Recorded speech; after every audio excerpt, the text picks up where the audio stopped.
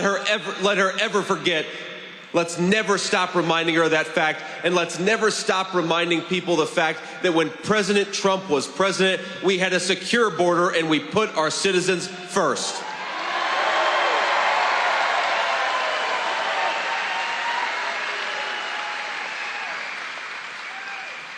Now, it doesn't stop there. Harris is actually even more extreme than Biden, even though that's hard to believe. She wants to totally decriminalize illegal immigration. Well, Kamala, if you stop making it a crime to come into this country illegally, you're just going to invite more and more illegal aliens, and we know that communities like Radford and Middletown, we're the ones who suffer the consequences.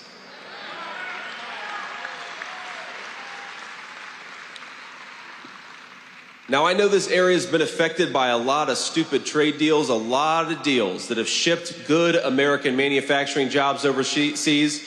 Well, Biden supported NAFTA back in 1994, but Kamala Harris voted to keep NAFTA again and again, even after it was obvious that it was a disaster for our people. I agree. She voted to eliminate the filibuster and pass the Green New scam, destroying energy jobs in Virginia and Pennsylvania and driving up the cost of goods. That's why we've got an affordability crisis in this country, my friends, because Joe Biden and Kamala Harris, they'd rather buy oil and gas from tin-pot dictators all over the world. I say they should buy it right here from American workers and from Americans who are...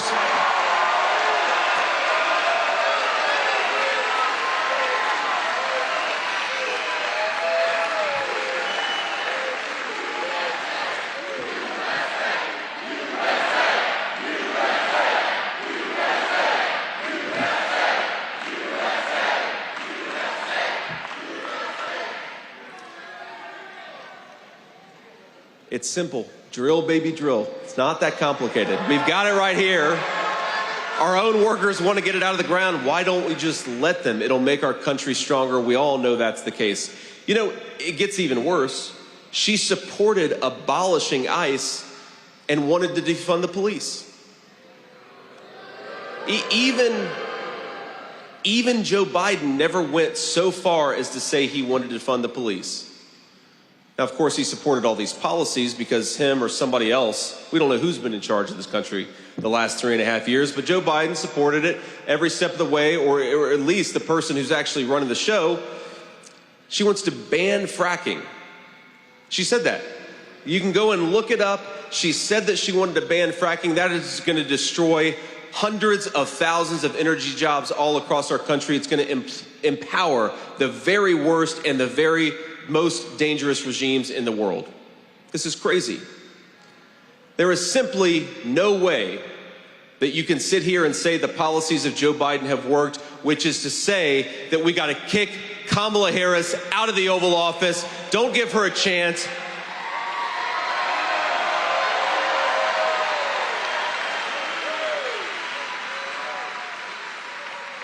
Don't give her a chance to run away from the Biden record. The Biden record is the Kamala Harris record, and given what we know about Joe Biden, Kamala Harris probably did a lot more than Joe Biden does over the last 3.5 years.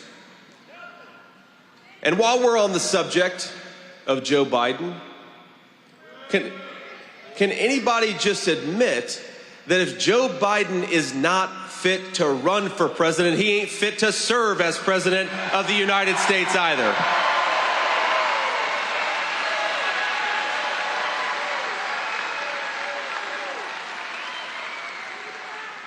And if Kamala Harris is too blind or too corrupt to admit to the American people that Joe Biden should have never been in there, she's not fit to serve either. We're going to get them both out of there. We're going to get President Donald J. Trump back in the White House.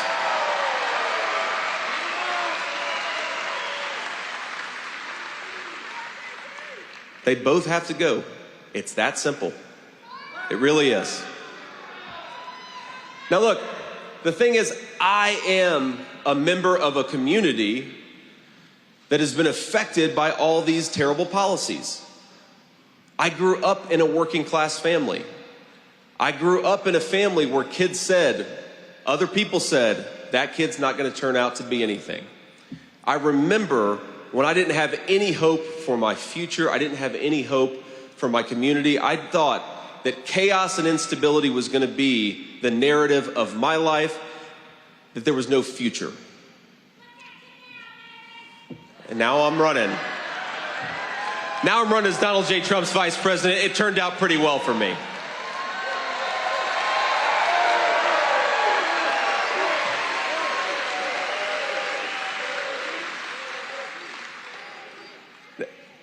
Now, here's the crazy thing. Speaking of President Trump, and by the way, I'll tell you a story.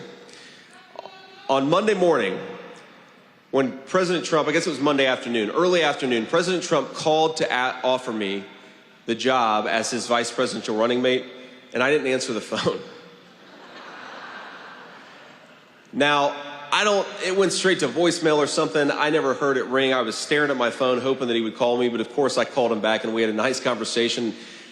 You know, talk a lot about this. He put my son on the phone. He talked to my little 7-year-old boy. It was great. But the first thing he said actually when I called him back is he said, you know, JD, you just missed a very important phone call. And maybe I should offer it to somebody else.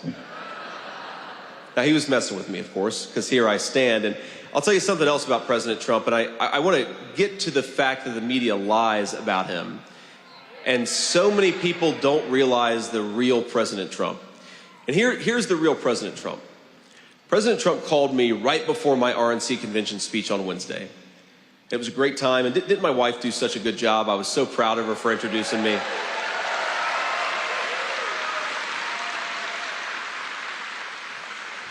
But he called me and he said, JD, you're going to do a great job. It was just a nice pep talk. He said, don't worry about anything. You're going to do great. And then I said, sir, I agree with you. I think I am going to do a good job, but it's too late now. No takebacks. We've already gotten here. And the crazy thing is the media says that that guy is mean-spirited. They say that he is a threat to democracy. But first of all, we all saw the President Trump the media doesn't want you to see when he took an assassin's bullet, stood up a minute later, raised his fist in the air and said, fight, fight, fight.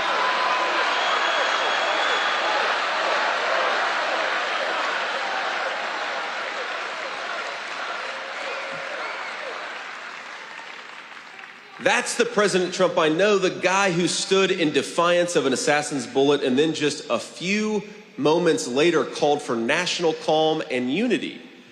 And they say that he's mean-spirited. That's not the Donald Trump I know. That's not the Donald Trump that any of us in this room know. They also say that he's a threat to democracy, but if I recall, Donald Trump won the Republican primary in 2016, won the election, and won another Republican primary just a few months ago. Democrats are the ones who want to throw out 14 million ballots and not elect Kamala Harris, but select Kamala Harris. With a bunch of billionaires and Barack Obama and Nancy Pelosi making the decision instead of Democrat voters, it's disgraceful, and that's the threat to American democracy. That corruption and that broken process.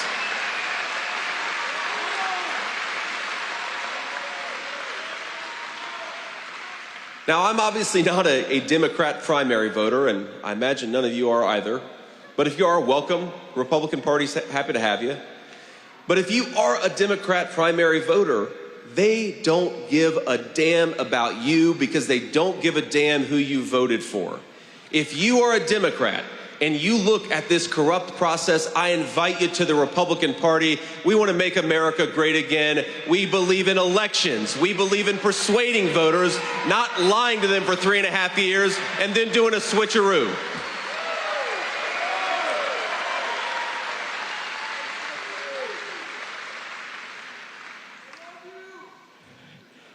It really doesn't matter who we run against, let's be honest, because every Democrat in leadership has supported these broken policies, and every last Democrat in leadership lied about Joe Biden's fitness for the office, about his mental competency, about whether he could basically function and do the job. And aside from that, every last Democrat contender wants open borders, more legal immigration. They want more trade giveaways, and they supported them from the very beginning. They want more endless wars and more criminals on the streets. Ladies and gentlemen, that is a crappy platform, whoever they put as the figurehead of the Democratic Party.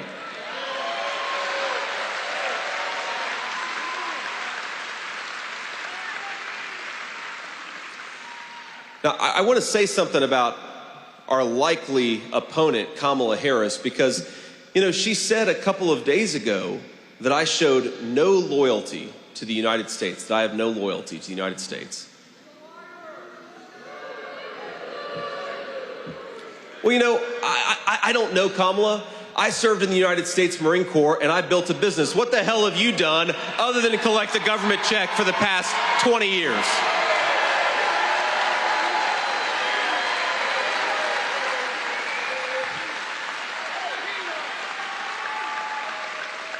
But I want to say, my friends, whether it's Kamala Harris or anybody else, it's the same Democrat machine. It's the same lies and corruption. It is the same broken promises, inflation crisis, border crisis. We don't need any of it. We need President Donald J. Trump back in the White House.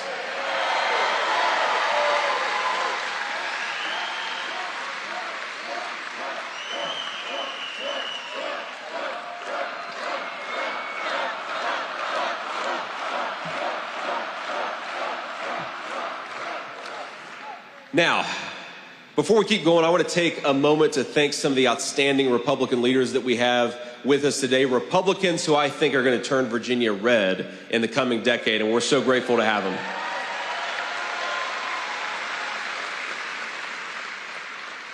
You guys, of course, have a great governor in Glenn Youngkin. I understand he's working.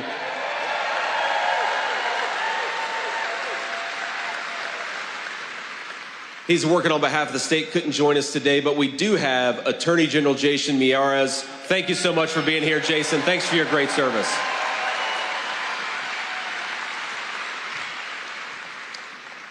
We've got Congressman Morgan Griffith. Where's Morgan at? There you are, Morgan. Thank you, man. Now we've got former Congressman Virgil Good and Bob Goodlad. Where there they are right here. Great. Thank you, guys. A guy I've gotten to know a little bit, an incredibly special veteran of our armed forces, a true patriot, and the next senator from the state of Virginia, Hung Cao. Thank you, Hung.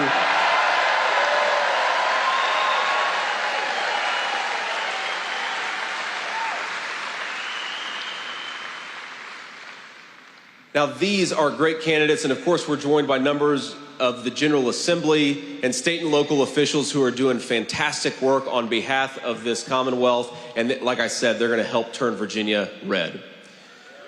Now,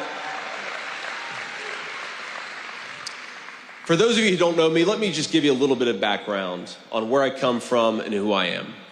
I'm a former Marine. Hoorah. Semper Fi.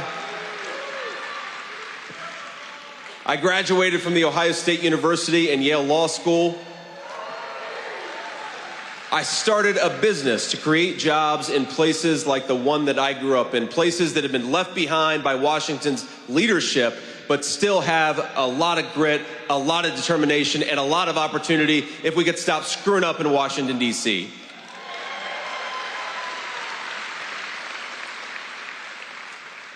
Now, I was raised by my working class grandmother. I called her Mamaw. Do we have any other Mamaws in the room right now?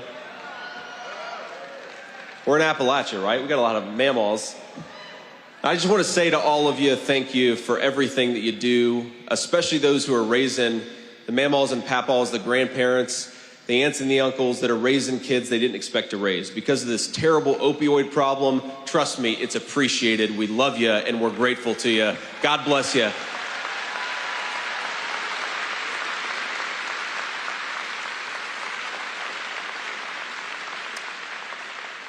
Now, my mamaw raised me because my mom struggled with addiction, opioid addiction, for a big chunk of my early life. Now, mamaw was a tough old bird. She was a very devout Christian and a very thoughtful Christian, but she also loved the F word. She was a woman of contradiction. She could make a sailor blush, I'm not kidding you. She was my guardian angel in so many ways, and thanks to her, I had a chance to live the American dream. And if there's anything that President Trump's leadership is about, it is about ensuring that your kids have access to the American dream, that your kids have access to the incredible opportunity of this country.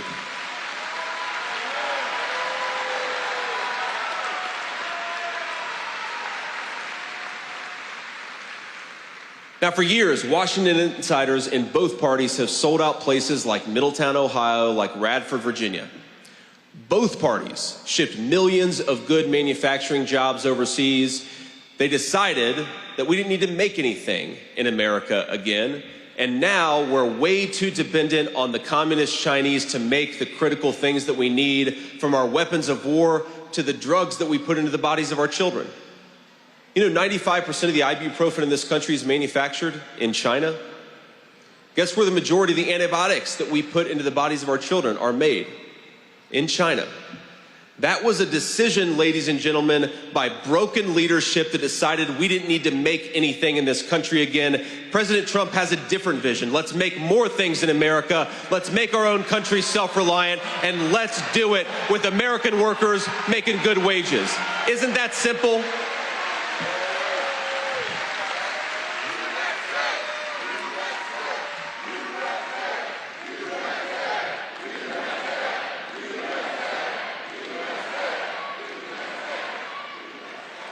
Now, the left calls President Trump and his supporters radicals. But what's radical about thinking that we should make more of our own products in Virginia, Ohio, and Pennsylvania? There's nothing radical about that. It's common sense. And under President Trump's leadership, my friends, we're going to change some things around, and you're going to see more and more products stamped with that beautiful logo, made in the USA. It's time.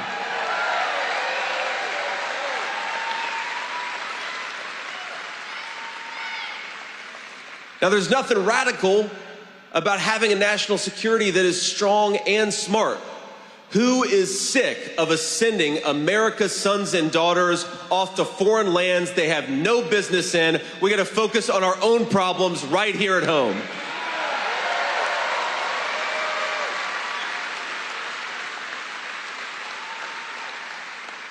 And sometimes we do have to go to war. Our national security depends on it. But as President Trump showed when he took out ISIS, when we punch hard, and we punch to win.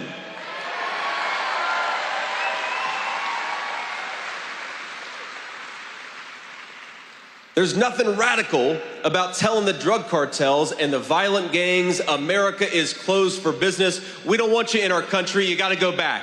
Obey the law and go back.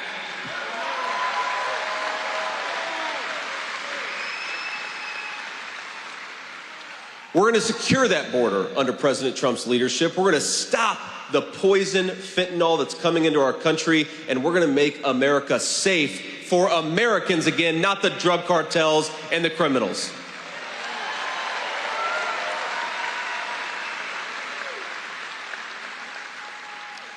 Now, I mentioned that my own mom struggled with addiction for a big chunk of my life. And I stand here and I'm very proud to say, and I don't know if you saw this at the RNC convention, but she had a really lovely moment. But Mom has been clean and sober for almost 10 years. It'll be 10 years in January. Thank you.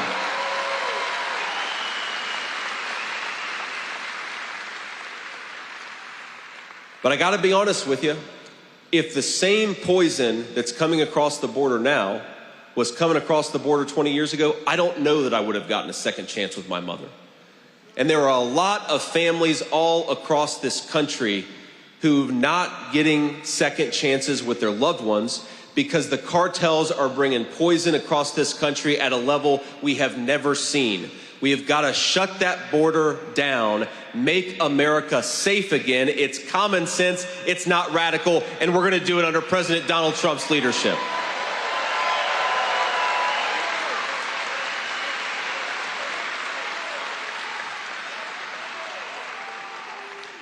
Now, I don't know if any of you watched the RNC convention, did you? Went pretty well, right? But, you know, something happened. There was a speaker at the RNC convention. She spoke about her 15-year-old son who had taken one pill under peer pressure and it happened to be laced with fentanyl, and it took its life. Isn't that so sad? A handsome, gorgeous little boy, one mistake, and now his mother will mourn him for the rest of her life. That is the fruit of Joe Biden's open border, and I'm sick of it. I'm sick of allowing this stuff into our country. I heard people say after this woman gave her speech, really disgraceful, disgusting people say, well, maybe he shouldn't have taken that pill to begin with. And I've got 3 little kids myself. I've got a 7-year-old, a 4-year-old, and a 2-year-old. And we all know kids make mistakes. I want to grow up in a country, I want them to grow up in a country where a simple, childly mistake doesn't cost our kids their lives.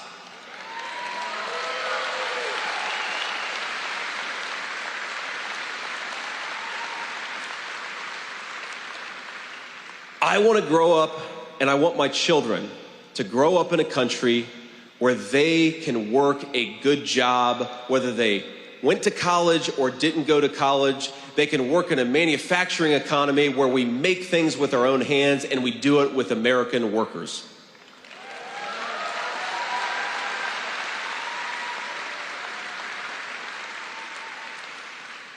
I want my children to grow up in a world where they go to school and they learn reading, writing, and arithmetic, not indoctrination from crazy progressives who want to talk about sex in the classroom instead of education.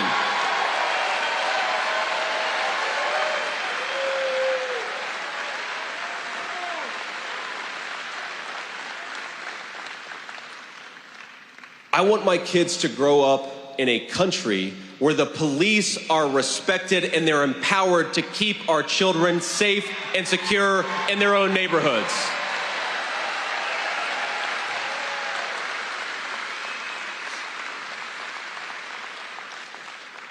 I want my children to grow up in a country where the leaders of this country put their citizens first.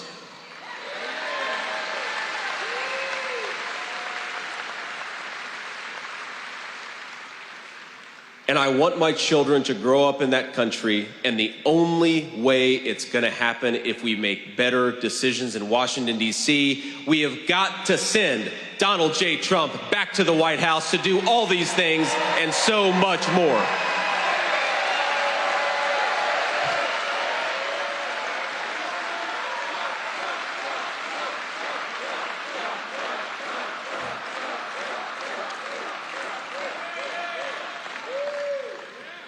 My friends, I am so grateful to be here with you today. I'm grateful to stand on this stage.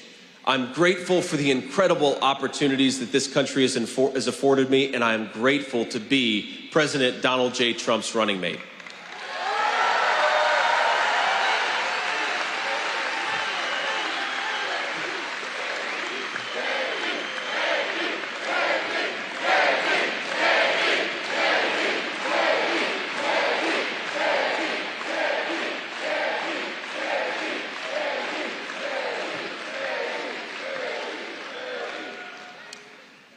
We've got an incredible opportunity here. We've got an opportunity to win races up and down the ballot. We have the opportunity to reestablish American energy dominance, restore American manufacturing, defeat this crazy inflation, and kick the drug cartels the hell out of our country.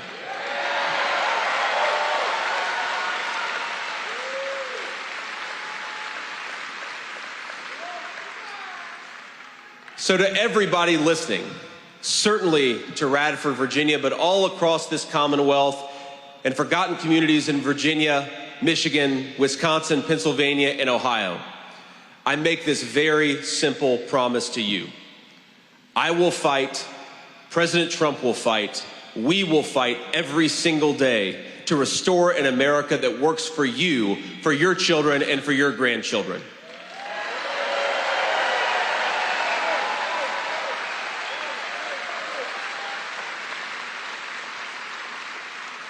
We'll fight to bring down the cost of groceries and housing. Isn't it a shame that our young people can't afford to buy a home in Joe Biden and Kamala Harris's economy?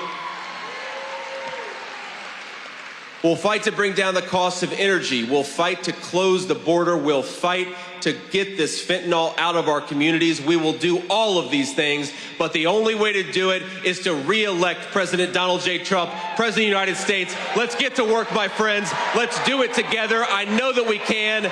Thank you all. God bless you, and God bless America.